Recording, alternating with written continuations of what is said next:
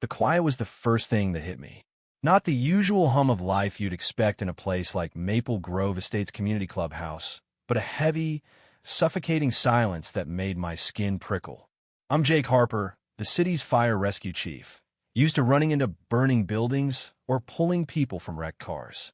But that day, as I walked down the tiled hallway toward the spa wing, my gut churned with a fear I hadn't felt in years. My mom, Evelyn, was a creature of habit. Her twice-weekly sauna sessions, 20 minutes to soothe her arthritis, were sacred. She'd call me right after, her voice bright, chatting about her walk home. Today, no call. 10 minutes late.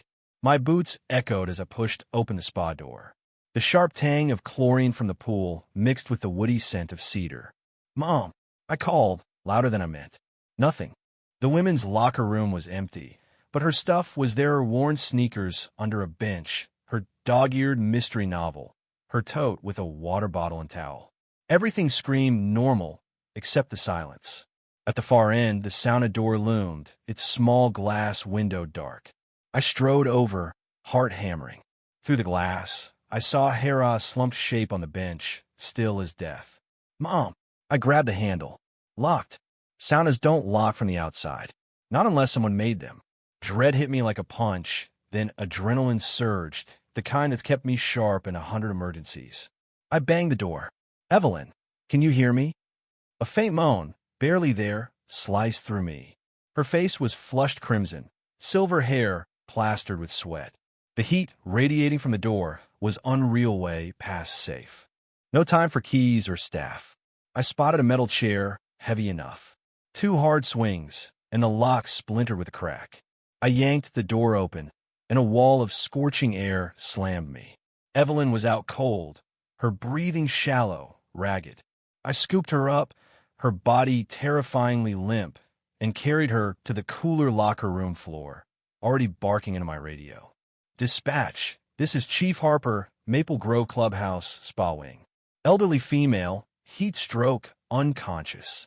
Send paramedics, code 3, and notify patrol. Possible crime scene." As I checked her pulse, my eyes caught movement.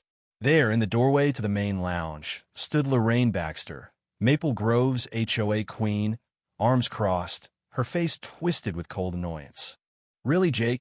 Her voice was sharp, like she was scolding a kid. "All this drama, and you've wrecked HOA property. Did your mom overdo it? Some people don't know when to quit." I stared at her, rage boiling, so hot it stole my breath.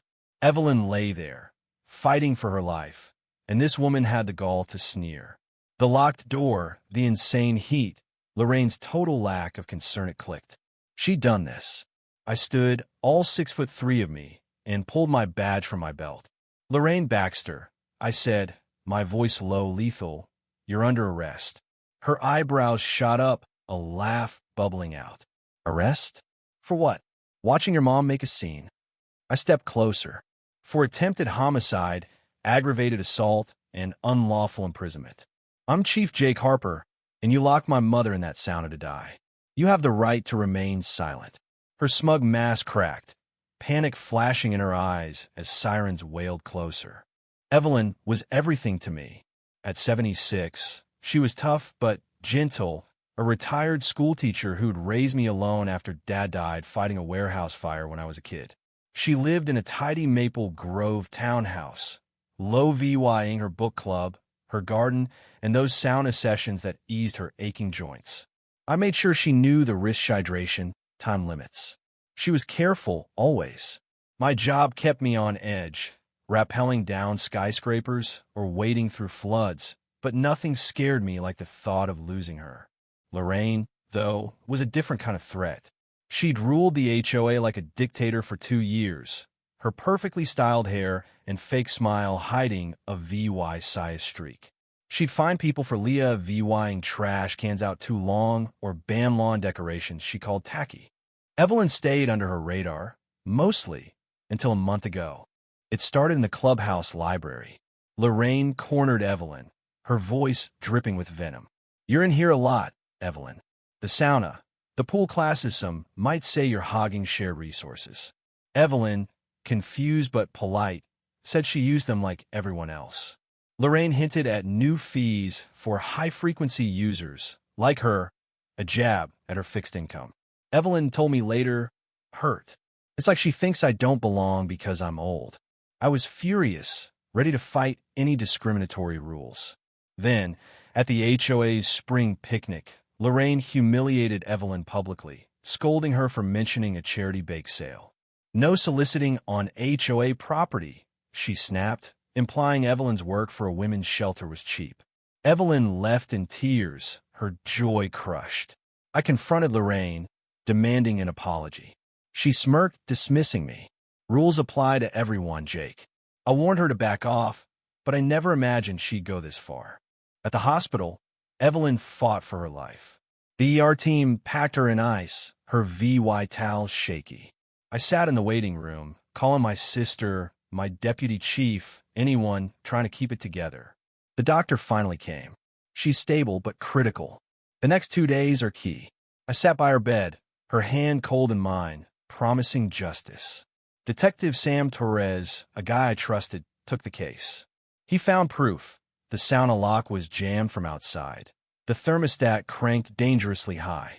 A cleaner saw Lorraine near the door at the wrong time. Worse, Lorraine's emails showed a plan to rebrand Maple Grove, pushing out older residents like Evelyn to attract rich yuppies. Evelyn's name was on a list of problem residents, marked as a frequent sauna user who resisted regulation. This wasn't just spite, it was a calculated move to scare her off or worse. Weeks later, the HOA held an emergency meeting. Lorraine, out on bail, showed up, her lawyer in tow, acting like a VY Tim. The room buzzed with angry residents. Judge Henry Caldwell, the new chair, laid out the charges. One by one, people stood, sharing stories of Lorraine's cruelty, fines, threats, public shaming. I spoke last, my voice steady but raw, telling them how I found Evelyn, how Lorraine stood there, uncaring. I revealed her rebranding scheme, her hit list. The crowd gasped. Lorraine tried to spin it, claiming she was SAVYing Maple Grove from stagnation. But her shrill outburst calling residents leeches who blocked progress broke her. Sam stepped in, cuffing her for new charges, fraud, conspiracy. The room went silent as she was led away, her power gone. Lorraine's trial was brutal. The EVY din-stampered sauna. Witness accounts. Evelyn's tearful VY Deo testimony buried her. She got years for attempted murder, assault, and financial crimes. Her house was sold, the money helping Evelyn's medical bills. Evelyn survived, but the damage lingered: kidney issues, panic attacks. She moved in with me, too scared to stay in Maple Grove. The HOA, under Henry, became a real community again, scrapping Lorraine's rules and adding safety measures. Evelyn found small joys: gardening, knitting, her grandkids' laughter. One day on my porch, she smiled. She took a lot, Jake, but not my family, not my fight. Maple Grove healed, too, stronger, united, a place where neighbors looked out for each other. But here's where it gets messy. Was Lorraine just a power-hungry bully, or did she truly believe she was SAVYing the community? Could her rebranding plan have worked if she hadn't turned cruel? And what about the residents who stayed quiet while she terrorized others? They share the blame. Should Evelyn forgive Maple Grove in return, or is her fear too deep?